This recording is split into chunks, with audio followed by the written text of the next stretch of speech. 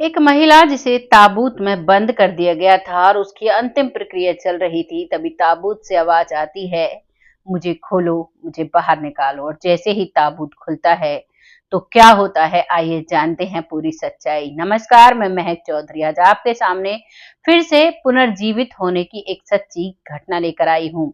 ये घटना शुरू होती है दक्षिण अमेरिका के पेरू शहर से। ये घटना 2022 की है। इस घटना के बारे में सुनकर आपको वाकई में बहुत हैरानी होगी। ये कहानी आपको सोचने पर मजबूर कर देगी कि वाकई में डॉक्टर से भी कोई बड़ी गलती हो सकती है। इस कहानी में एक महिला होती है जिसका नाम फेनिना होता है। फेनिना सेरनिया नाम उसका होता है, जो कि महज 30 साल की होती है, जो कि एक कंपनी में काम करती है। एक बेटा है उसका और उसका पति।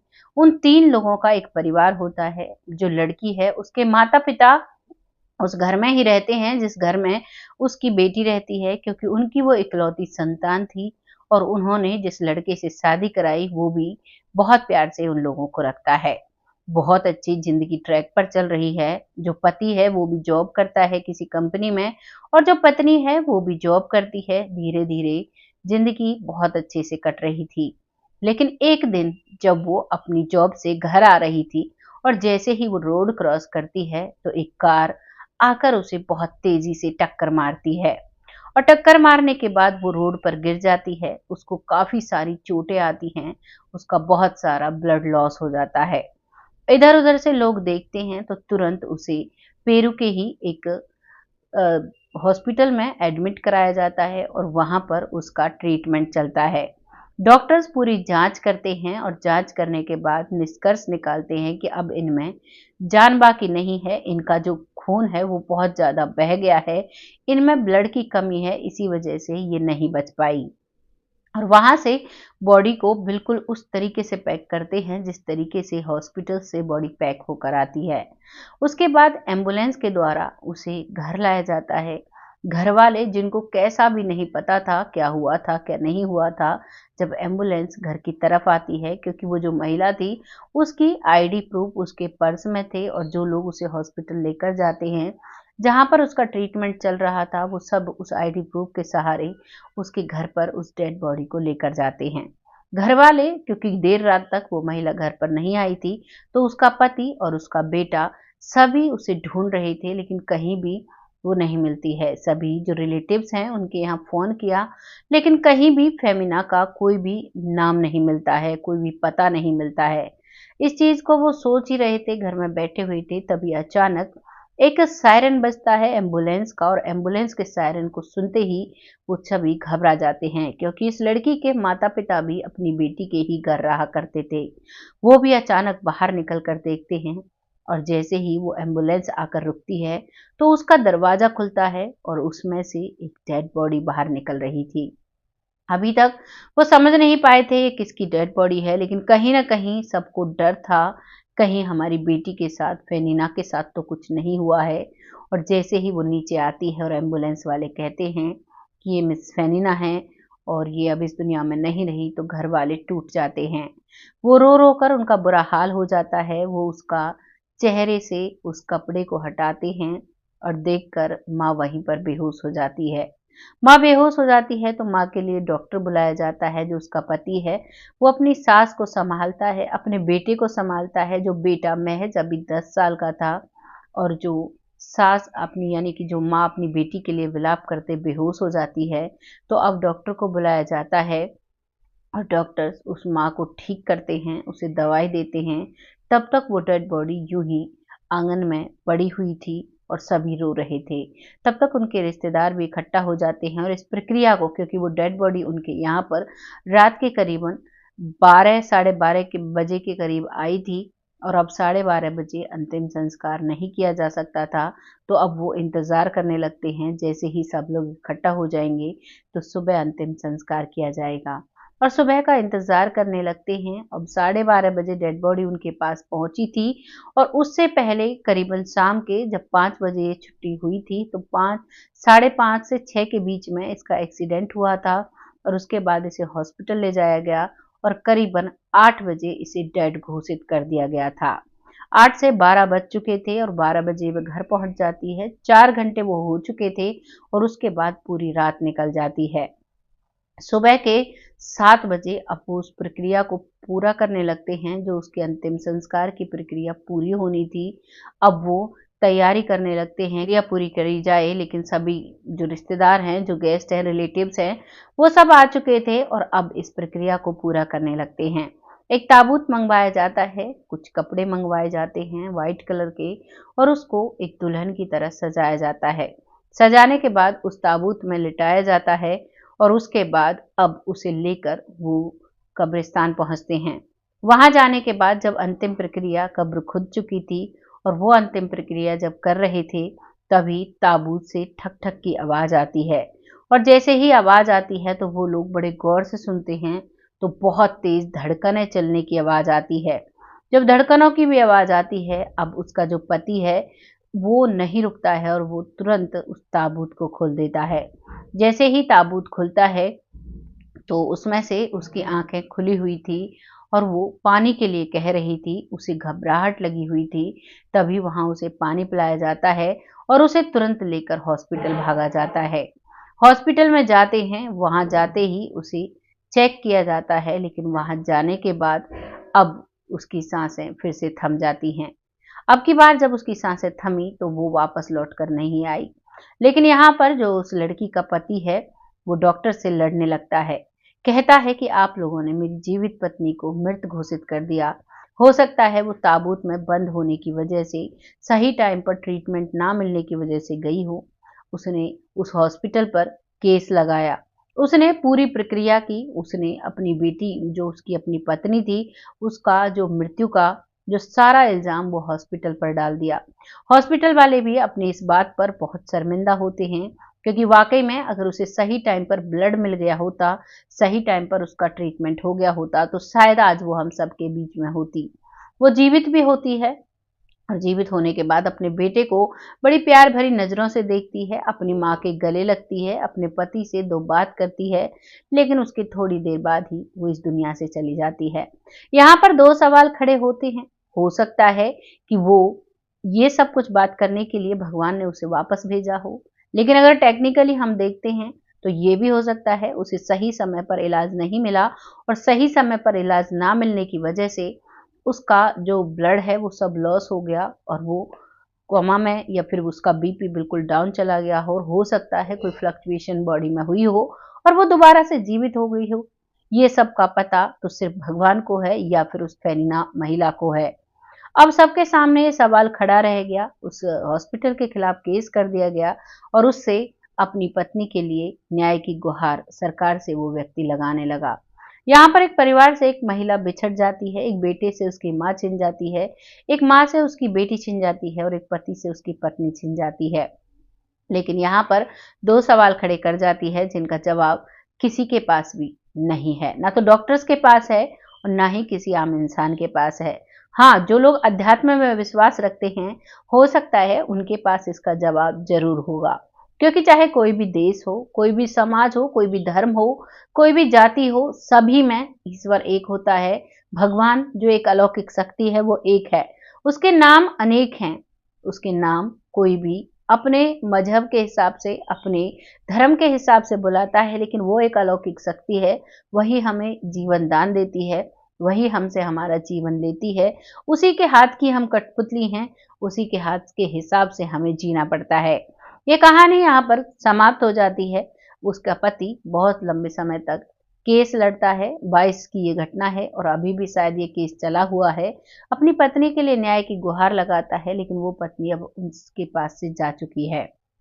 आपको इस कहानी को सुनकर कैसा लगा है, अपनी राय कमेंट बॉक्स में लिखिएगा। लोगों के साथ शेयर करिएगा, क्योंकि आपका शेयर हमारे लिए बहुत इंपॉर्टेंट होता है। और साथ ही साथ आपकी जो राय होती है वो भी हमारे लिए बहुत ही अच्छी होती है, क्योंकि उससे हमें बहुत मोटिवेशन मिलता है। जब आप अपनी राय लिखते हो, अपने बहुत अच्छे से कमेंट लिखते हो, तो हमें एहसास होता है कि वाकई में जिस दिशा में हम चल रहे हैं वो दिशा सही है, क्योंकि आप सबके सपोर्ट से और आप सबके साथ से ही हम आगे बढ़ रहे हैं। अब वक्त आता है उन लोगों का जो लोग हमें दिल से सपोर्ट करते हैं, बहुत प्यार से हमें एक प्यारा सा कमेंट देते हैं। जो रेगुलर कमेंट करते हैं, जिनमें सबसे पहला नाम आता है मंजू चौधरी। मंजू चौधरी जो कि बहुत अच्छे से बहुत प्यारे-प्यारे कई-कई कमेंट होते हैं, बहुत मोटिवेशनल और एक रेगुलर व्यूअर हैं, बहुत अच्छा सपोर्ट देती हैं। आपका तहे दिल से धन्यवाद करते हैं।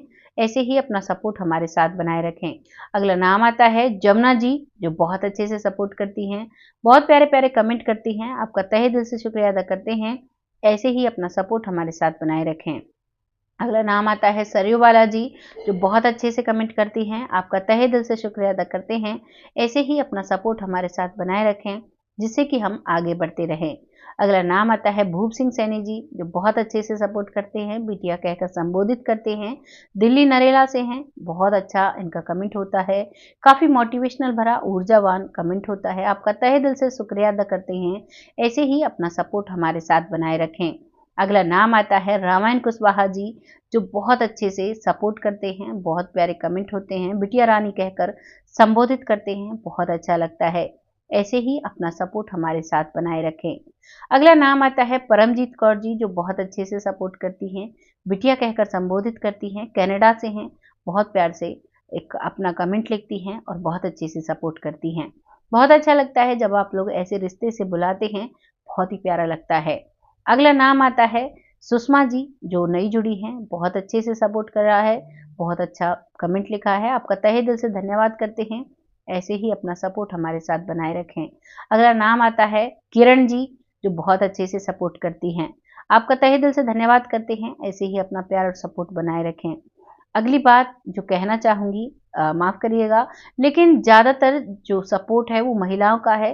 जेंट्स का भी बहुत अच्छे से, पुरुषों का भी बहुत अच्छा सपोर्ट होता है, लेकिन ज़्यादातर जो रेशो है इस चैनल पर वो महिलाओं का रेशो है। बहुत अच्छा सपोर्ट मिल रहा है। आप सभी का तहे दिल से शुक्रिया अदा करना चाहूँगी, क्योंकि महिलाओं का जो शेड्यूल होता है वो बहुत बिज़ी होता है। अब ये आप ये कहने लग जाए कि मैं महिला हूँ, शायद इसलिए कह रही हूँ, लेकिन ऐसा नहीं होता। महिलाओं के ऊपर बहुत ज़िम्मेदारी होती है। जब वो अपनी ज़िम्मेदारियों को अच्छे से अगर निभाती हैं, तो वाक़ई में उनका शेड्यूल बहुत बिज़ी होता है। साथ ही साथ पुरुषों का भी बिज़ी बहुत शेड्यूल होता है, क्योंकि महिलाएँ सिर्फ़ घर में ही कमाती हैं। आज बात अलग है कि महिलाएँ बाहर जॉब करती हैं, लेकिन ज़्यादातर महिला का जो फ़र्ज़ होता है, वो घर की ज़िम्मेदारियाँ उठाना होता है। लेकिन वहीं पुरुष का जो फ़र्ज़ होता है, वो वाक़ई में बहुत काबिले तारीफ़ होता है। वो बाहर से कमा कर लाता है, और बाहर से एक भी पैसा कमाने के लिए हमें बहुत कड़ी मेहनत करनी पड़ती है। वो बात अलग है, किसी-किसी का बिज़नेस पहले से सेट है, किसी की सरकारी नौकरी है, या वो वहाँ पर इतनी स्ट्रगल नहीं करना पड़ता, लेकिन जिसका ना बिज़नेस है, ना सरकारी नौकरी है, उस व्यक्ति से अगर आप पूछते हो, तो वाक़ई में ज़िंदगी जीना कितना कठिन है, उस पुरुष को ही अंदाज़ा होगा। आप एहसास कर सकते हो, आप रिलेट कर सकते हो। संसार में हमें जीने के लिए और ईमानदारी से जीने के लिए बहुत स्ट्रगल करना पड़ता है। अगर हम कुछ गड़बड़ करते हैं, तो हमारे पास पैसा जल्दी आ जाता है, लेकिन हमें अपने कर्मों की सज़ा भुगतनी पड़ती है। और अगर हम ईमानदारी से इस संसार में जीते हैं, तो उसके लिए हमें बहुत मेहनत करनी पड़ती है। इतनी मेहनत कि कभी-कभी कलेजा मुँह को आ जाता है। कभी-कभी ऐसा लगता है कि कितना कठिन है 2 वक़्त की रोटी कमाना। वाक़ई में जब हम लोग करते हैं, हमें तभी एहसास होता है। आपको एक मज़े की मैं बात बताती हूँ, मैंने शादी के बाद जॉब की, तो मैं जो मेरी बॉस थी, वो कहती थी कि 2 वक़्त की रोटी के लिए कमाना पड़ता है। लेकिन मेरा जवाब ये होता था कि हमारे खेतों में से अनाज आता है, उससे हम रोटी खा लेते हैं। हम जो जॉब करती हूँ, मैं जो जॉब करती हूँ, मैं अपनी फ़ैशन के लिए जॉब करती हूँ। मुझे खुशी होती है जब मैं घर से आती हूँ, टाइम से कंप्यूटर पर काम करती हूँ, बस मैं अपनी खुशी के लिए काम करती हूँ। शायद मुझे उस समय मैच्योरिटी नहीं थी। उस समय जो मेरी उम्र रही होगी, वो करीबन 25 या 26 साल रही होगी। उस समय तक मुझे इतनी मैच्योरिटी नहीं थी कि वाक़ई में जब हम नौकरी करते हैं या कोई भी काम करते हैं, वो 2 वक़्त की रोटी के लिए होता है। उस समय मेरी सोच थी कि मुझे तो सिर्फ़ अपने मौज-मस्ती के लिए जॉब करनी है, और सिर्फ़ मुझे ये लगना चाहिए कि वाक़ई में मैं भी पढ़ी-लिखी हूँ और मैं जॉब भी कर सकती हूँ। क्योंकि मेरे पूरे परिवार में किसी ने भी जॉब नहीं की। आज तक किसी ने जॉब नहीं की, क्योंकि हम लोग खेतों पर डिपेंड होते हैं। बचपन से ही हम एक बहुत मस्ती वाली ज़िंदगी हम लोगों ने जी। हमारा परिवार जो है, वो हम लोग खेती पर निर्भर थे और खेती करते थे और मज़े से जिया करते थे। नौकरी शब्द तो बचपन से ही ये सुना था कि हमें नौकरी नहीं करनी। लेकिन आज जब मैच्योरिटी आई है, तो वाक़ई में पता चला है कि नौकरी में और बिज़नेस में और खेती में कितना फ़र्क होता है। आज समय बदल रहा है, हमें बदलते समय के साथ बदलना चाहिए, क्योंकि जो इंसान बदलते समय के साथ नहीं बदलता है, उसे दुनिया पीछे छोड़ देती है। ये मेरा खुद का एक्सपीरियंस था, आप सबके साथ शेयर किया। आपको जैसा भी लगा है कमेंट सेक्शन में लिखिएगा, लेकिन आज मैं ऐसी नहीं हूँ। आज मुझे बहुत सारी चीज़ों की जानकारी है, बहुत सारी नॉलेज है, बहुत सारी चीज़ों का मैंने एहसास किया है। जैसे उम्र के पड़ाव के साथ हमें एक समझ आती है, अलग अलग समय पर अलग अलग समझदारी आती है, वैसे ही हम में चेंजेस आते हैं। और मैं ये सिर्फ अपने लिए नहीं कहती, हर महिला में, हर पुरुष में वक्त के साथ बदलाव आता है। तभी तो बच्चे मन के सच्चे होते हैं, और जैसे जैसे वक्त बढ़ता है वैसे इंसान में छल कपट बढ़ने लगते हैं, और जैसे जैसे मैच्योरिटी आती है वैसे वैसे इंसान में से छल कपट हटने लगते हैं, और एक साधु जीवन उसके जीवन में आने लगता है। अगर कोई इंसान अपने अंदर अच्छे गुणों को लेता है, ये तब पॉसिबल होता है। और अगर कोई इंसान यही सोचकर बैठ जाता है कि नहीं, मैं जैसा हूं मैं वैसा ही रहूंगा, तो शायद उसमें मरते दम तक भी मैच्योरिटी नहीं आती है, वो मरते दम तक भी ऐसा ही रहता है। और आपने ऐसे लोग देखे भी होंगे, जो बहुत से लोग ऐसे होते हैं जिनमें वक्त के साथ बदलाव आता है, और बहुत से लोग ऐसे होते हैं जिन्हें आपने बचपन में देखा, उनका बोलने का, रहने का तरीका तब भी वैसा होता है, और तब आप बड़े हो जाते हो, तब उन्हें देखते हो, तब भी उनका तरीका वैसा ही होता है। आपके साथ किसी का कोई एक्सपीरियंस हो तो आप शेयर जरूर कीजिएगा। ये मेरा खुद का अनुभव था, आप सबके साथ मैंने साझा किया। आपको जैसा भी लगा है कमेंट सेक्शन में जरूर लिखिएगा, क्योंकि आप लोग मेरा परिवार हो, और परिवार से कोई भी बात साझा करने में कोई भी दिक्कत, कोई भी परेशानी नहीं होती है। तो आप भी मेरे साथ अपनी बातें शेयर कर सकते हैं, और ऐसी सच्ची और अच्छी स्टोरी जानने के लिए आप मेरे चैनल पर बने रहें। चैनल को सब्सक्राइब करें अगर नहीं किया है, वीडियो को लाइक करें और शेयर करें, और अपना कमेंट जरूर लिखें। आप सभी से ये रिक्वेस्ट होती है, जब आप कमेंट लिखते हो तभी हमें पता चल पाता है कि वाकई में आप लोगों ने कहानी को कितनी गहराई से देखा है। बहुत जल्द ऐसी ही कहानी के साथ आती हूँ। सब खुश रहें, आबाद रहें। भगवान से उम्मीद करती हूँ आप सब स्वस्थ रहें। जय हिंद, जय भारत।